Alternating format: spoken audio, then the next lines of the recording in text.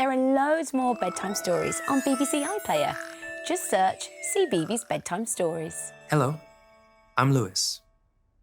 When I was younger, maybe about your age, I dreamed of being a racing driver. There were many times that dream didn't seem like it would come true.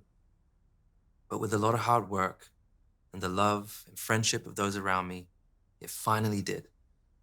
That small boy called Lewis did become a racing driver, and now I get to race all around the world. I loved it so much, and it's so fun that sometimes I can't believe it. I think, am I still dreaming? Tonight's story is about another child who has big dreams. It's called Small's Big Dream, and it's written by Manjeet Mann, and the pictures are by Amanda Corte. Small lived in a small house. She had a small room with a small window, and at night she slept in a small bed with a too small blanket. At school, she wore small shoes, which were too tight for her small feet, and a bag that was too small for her books. Despite being small, Small had big dreams. Every night, Small looked out of a small window at the giant city that lay before her. Small marveled at the tall buildings. She gazed at the huge park with its tall trees.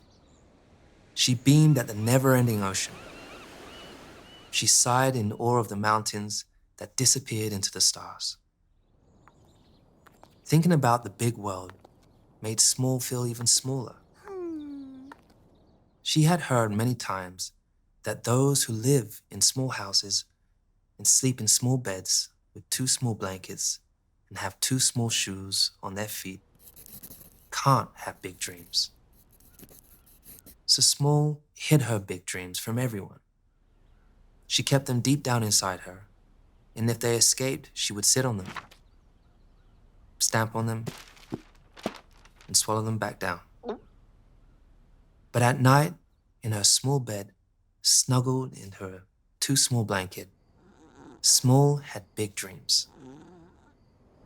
She dreamed of scaling the largest mountains, sailing across the ocean, shooting off into space.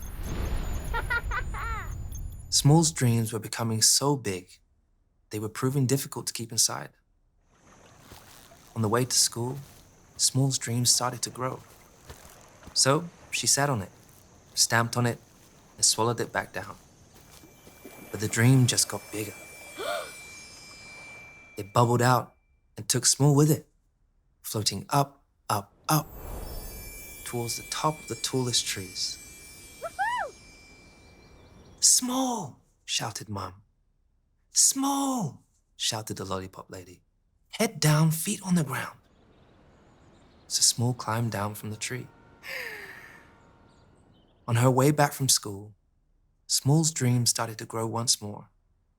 And as much as she tried to sit, stamp, swallow it away, it bubbled out and took Small with it, floating up, up, up, towards the top of the tallest buildings. "Small!" shouted the teacher. "Small!" shouted the caretaker. "Head down, feet on the ground." So Small stumbled down from the building. At night, Small sat in her small room and stared out of a small window. "Silly dreams," Small said in a small voice. But before Small could swallow it down, a dream pulled her out of her window and up, up, up towards the stars. "Oh no," thought Small. "Head down, feet on the ground." But her dream carried her up, up, up, until Small landed on the moon. Small looked out into space, as far as the eyes could see, and saw millions of other Smalls with big dreams floating amongst the stars. For the first time ever, Small believed in her big dreams. Small saw that no matter how small you might feel, anyone can have big dreams. And with the smallest bit of courage, you can make them come true. Good for you, Small. You followed your dreams.